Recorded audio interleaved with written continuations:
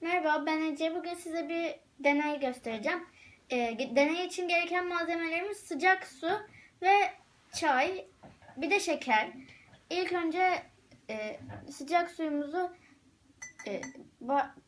çaydanlığa yarımına koyuyorum.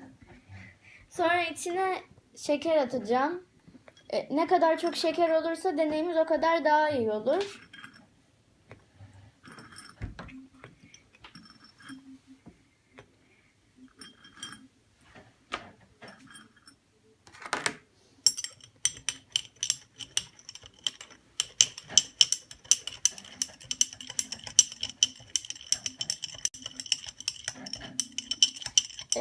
Şeker iyice erimesi gerekiyor.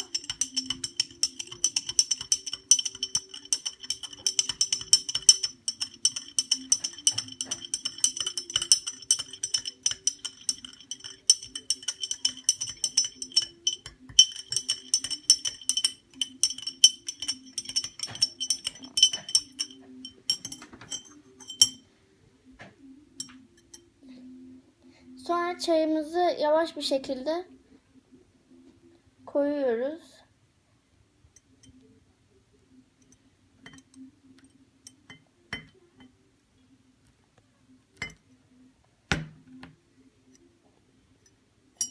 Çayımız suyla karışmadı.